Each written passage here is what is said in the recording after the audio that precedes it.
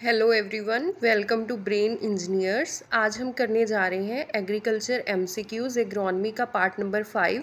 इस पार्ट में हम एग्रोनॉमी के एमसीक्यूज़ के 20 क्वेश्चंस जो हैं डिस्कस करेंगे। इससे पहले जो है हम 4 पार्ट अपलोड कर चुके हैं। अगर आपने अभी तक वो वीडियोस नहीं देखी हैं तो काइंडली जाके पहले वो भी चेकआउट करें। चलिए देखते हैं आज का first question number 1। In rice, depog seedlings are ready for transplanting. डेपोग method of transplanting rice में यूज़ किया जाता है। इसमें सीडलिंग्स कितने दिनों के बाद जो है ट्रांसप्लांट किए जाते हैं? 20 to 25 days after sowing, 15 to 20 days after sowing, या फिर 11 to 14 days after sowing. Option D, none of the above. जो डेपोग सीडलिंग मेथड है इसमें क्या है, जो राइस की ट्रांसप्लांटिंग है वो पहले की जाती है, यानी कि कम दिनों के सीडलिंग्स जो हैं वो ट्रांसप्लांट किए जाते हैं। तो इसका आंसर है option C, 11 to 14 days after sowing जो सीडलिंग्स हैं उन्हें ट्रांसप्लांट कर दिया जाता है। ठीक है, next question, the nitrogen fixing bacterium found on root surface of rice. Rice में कौन सा नाइट्रोजन फिक्सिंग बैक्टीरिया प्रेजेंट होता है? Option A clostridium, option B rhizobium, या फिर ऑप्शन सी ओजोस्पाइरलम। राइजोबियम जो है जी ये जनरली लेग्यूम्स के साथ जो है एसोसिएट करता है, और राइजोबियम एक सिम्बाइटिक नाइट्रोजन फिक्सिंग बैक्टीरिया है। राइस में कोई भी symbiotic nitrogen fixing bacteria present नहीं होता। राइस में एजोस्पाइरलम जो है प्रेजेंट होता है, और एजोस्पाइरलम एक फ्री लिविंग बैक्टीरिया है। Next question, in lowland rice fertiliser is applied in. Rice में जब क्या है पडलिंग होती है और कंटिन्यूसली जो वाटर जो है वो फ्लड करके रखा जाता है राइस फील्ड में, उससे क्या है राइस में ऑक्सीजन जो है एलिमिनेट हो जाती है पानी की वजह से, और एक ऑक्सीडाइज्ड जोन बन जाता है और एक रिड्यूस्ड जोन बन जाता है जिसमें क्या है एब्सेंस ऑफ ऑक्सीजन होती है।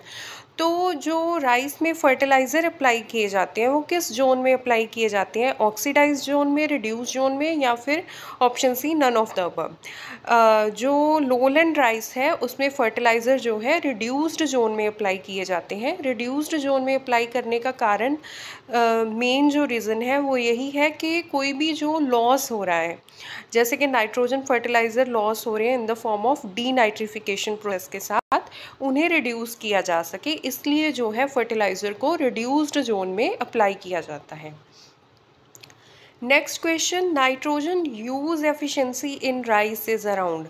राइस की नाइट्रोजन यूज़ एफिशिएंसी कितनी है? Option A 30 to 40%, option B 40 to 50%, या फिर ऑप्शन सी 25 to 30%। राइस की नाइट्रोजन यूज़ एफिशिएंसी होती है 30 to 40%। सो आंसर हो जाएगा option A. Question number 5, aroma in rice is due to presence of. Rice में अरोमा किस सब्सटेंस के कारण होता है? ट्राइफिनाइलामीन, डाई एसिटाइल 1 प्रोपाइलिन, या फिर आइसोथायोसाइनेट्स। ये होता है डाई एसिटाइल 1 प्रोपाइलिन के कारण। आइसोथायोसाइनेट्स जो है जनरली वो ऑयल सीड्स में प्रेजेंट होते हैं, मस्टर्ड में प्रेजेंट होता है जैसे कि। Next question, anaerobic environment in rice soil is responsible for gases loss of fertilizer nitrogen by। जैसे कि हमने पहले भी किया कि राइस में जो फर्टिलाइज़र है उसे रिड्यूस जोन में अप्लाई करते हैं ताजो नाइट्रोजन फर्टिलाइज़र का in the form of gas laws ना हो सके। तो उस लॉस को क्या बोलते हैं? अमोनिफिकेशन, लीचिंग, या फिर डीनाइट्रिफिकेशन। ये होता है डीनाइट्रिफिकेशन लॉस, नाइट्रोजन फर्टिलाइज़र का in the form of gas के रूप में लॉस हो जाना। Next question, the gall midge resistant varieties of rice. Rice की गॉल मिज को कौन कौन सी वैरायटीज़ जो है रेजिस्टेंट है? Option A Phalguna, option B Surekha, option C Suraksha, option D all of the above. इसका आंसर है option D, all of the above. Phalguna, Surekha and Suraksha ये तीनों ही जो है गॉल मिज रेजिस्टेंट वैरायटीज़ है राइस की। Question number 8, rice variety suitable for सेलाइन alkaline soil. सेलाइन alkaline soil में कौन कौन सी राइस की वैरायटी जो है ग्रो की जा सकती है? CSR 10, CSR 13, CSR 27, option D all of the above. इसका आंसर है option D, all of the above. ये तीनों ही वैरायटीज़ जो है सेलाइन अल्कलाइन सॉइल के लिए सूटेबल हैं। Question number 9, gas emitted from rice field. Rice field में कौन सी गैस जो है इमिट होती है? Option A methane, option B carbon dioxide, option C carbon monoxide, option D nitrogen. इसका आंसर है ऑप्शन ए, मीथेन गैस जो है राइस फील्ड से इमिट होती है। Next question, most dominated weed species in rice field. Rice field में कौन सा वीड स्पीशीज सबसे ज़्यादा पाया जाता है? Crotalaria species, Echinochloa species, Erwinia species या फिर कन्वोल्वुलस। इसका आंसर है option B, Echinochloa species. Next question, polish percentage of rices. Rice की पॉलिश परसेंटेज कितनी है? 5%, 3%, 7% या फिर 2%। Answer is option D, 2%। Polish percentage of rice is 2%। Next question, Khaira disease is caused by. Rice में Khaira disease किसकी deficiency के कारण होता है? आयरन, जिंक या फिर हाइड्रोजन सल्फाइड की टॉक्सिसिटी के कारण या फिर नाइट्रोजन डेफिशिएंसी के कारण। ये होता है जिंक की डेफिशिएंसी के कारण। जो राइस के लीव्स हैं और जो राइस का प्लांट है वो स्टंटेड हो जाता है और बुशी ग्रोथ हो जाती है उसकी। तो ये सारे सिम्टम्स होते हैं जिंक की डेफिशिएंसी के और इसे एक डिजीज़ का नाम दिया गया है, वो है खैरा डिजीज़।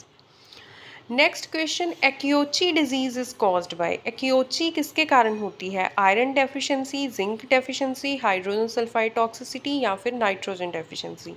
ये होता है H2S की टॉक्सिसिटी के कारण। राइस में हम जानते हैं कि पानी फ्लड किया जाता है जिसके कारण क्या है, रिड्यूस्ड कंडीशंस बन जाती हैं। जो सल्फ़र है वो रिड्यूस हो जाता है हाइड्रोजन सल्फाइड में और जब ये इसकी टॉक्सिसिटी के कारण राइस में एक डिजीज़ आ जाती है जिसे क्या है, एक्योची डिजीज़ के नाम से जाना जाता है।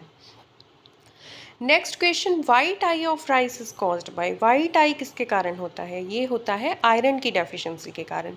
आयरन की डेफिशिएंसी में हम जनरली देखते हैं कि जो हमारे न्यू लीव्स होंगे प्लांट्स के, वो क्या है, पहले येलो होते हैं, इसके बाद वो वाइट होना स्टार्ट हो जाते हैं। इसीलिए इसकी डेफिशिएंसी का नाम वाइट आई रखा गया है। Question number 15, dead heart and white year of rice is caused bye. किस इंसेक्ट पेस्ट के अटैक के कारण डेड हार्ट्स प्रोड्यूस होते हैं राइस में और ईयर यानी कि ईयर्स में ग्रेन्स नहीं बनते, इसीलिए उन्हें क्या है, वाइट ईयर बोला जाता है? राइस हॉपर के कारण, लीफ होल्डर के कारण, राइस घुंडी बग के कारण या येलो स्टेम बोरर के कारण। देखिए, राइस हॉपर तो एक सकिंग पेस्ट है। इसके अटैक के कारण क्या है, हॉपर बर्न सिम्टम होते हैं कि राइस के प्लांट ब्राउन नज़र आते हैं दूर से भी अगर हम देखेंगे, जिसे क्या है, हॉपर बर्न बोला जाता है। लीफ फोल्डर जो है, जैसे कि नाम ही बता रहा है, वो क्या है, राइस के लीफ को फोल्ड कर लेता है और उसके अंदर जो है फीड करता है। राइस गुंदी बग एक ऐसा इंसेक्ट पेस्ट है जो कि राइस के मिल्की स्टेज के ऊपर अटैक करता है और इसके कारण क्या है, राइस फील्ड में से एक ऑब्नॉक्शियस स्मेल भी आती है। डेड हार्ट जो है राइस में, वो येलो स्टेम बोरन के कारण प्रोड्यूस होते हैं और जो ईयर्स हैं उसमें ग्रेन्स नहीं बनते, वो खाली रह जाते हैं, इसीलिए इसके सिम्टम्स को वाइट ईयर्स फॉर्मेशन भी बोला जाता है। Next question, killer disease of rice are. किन किन डिजीज़ को किलर डिजीज़ बोला जाता है राइस की? BLB यानी कि बैक्टीरियल लीफ ब्लाइट, टुंगरू डिजीज़, ये एक वायरल डिजीज़ है और इसका जो वेक्टर होता है वो ग्रीन लीफ हॉपर होता है। नेक्स्ट है शीथ ब्लाइट, ये एक फंगल डिजीज़ है। Option D, both A and B. Killer disease जो ऑफ राइस है, BLB एंड टुंगरू। सो इसका आंसर हो जाएगा option D, both A and B. Next question, par boiling is. Par boiling एक process है rice में, ये क्यों किया जाता है? It is a hydrothermal process of rice which saves vitamin B12 या फिर it is hydrothermal process of rice which saves vitamin B2। Par boiling के कारण जो है विटामिन B12 को सेव किया जाता है, तो हमारा आंसर हो जाएगा option A. Question number 18, botanical name of wheat is. Wheat का बोटैनिकल नेम क्या है? ओराइजा स्टाइवा, नहीं, ये तो राइस का है। ट्रिटिकम एस्टाइवम या फिर हॉर्डियम वल्गेयर। वीट का बोटैनिकल नेम होता है ट्रिटिकम एस्टाइवम। यहाँ पे गलती से मिसप्रिंट हो गया। वीट का बोटैनिकल नेम जो है ट्रिटिकम एस्टाइवम है, राइस का Oryza sativa. Next question, chromosome number of wheat is, wheat का क्रोमोसोम नंबर कितना है? 2n is equal to 32, 2n is equal to 42 या फिर 2n is equal to 22। Wheat का क्रोमोसोम नंबर होता है 42 और वीट को क्या है, हेक्साप्लॉइड भी बोला जाता है। 2n is equal to 42, wheat जो है ट्रिटिकम एस्टाइवम जो है वो हेक्साप्लॉइड है। एमर वीट इज, इनमें से एमर वीट कौन सी है? ट्रिटिकम डाइकोकम, ट्रिटिकम ड्यूरम या फिर ट्रिटिकम एस्टाइवम। एमर वीट होती है ट्रिटिकम डाइकोकम। ट्रिटिकम ड्यूरम जो है वो मैक्रोनी वीट है और जो ट्रिटिकम डाइकोकम एंड ड्यूरम दोनों का ही 2n नंबर 28 है, यानी कि ये दोनों टेट्राप्लॉइड है। और जो ट्रिटिकम एस्टाइवम है उसका 2n नंबर 42 होता है और वो हेक्साप्लॉइड है। ये थे हमारे आज के 20 क्वेश्चंस। होप करते हैं कि आपके लिए काफ़ी हेल्पफुल होंगे। अगर आपको वीडियो अच्छा लगा हो तो इसे लाइक ज़रूर कीजिएगा और चैनल को सब्सक्राइब करें। Thank you.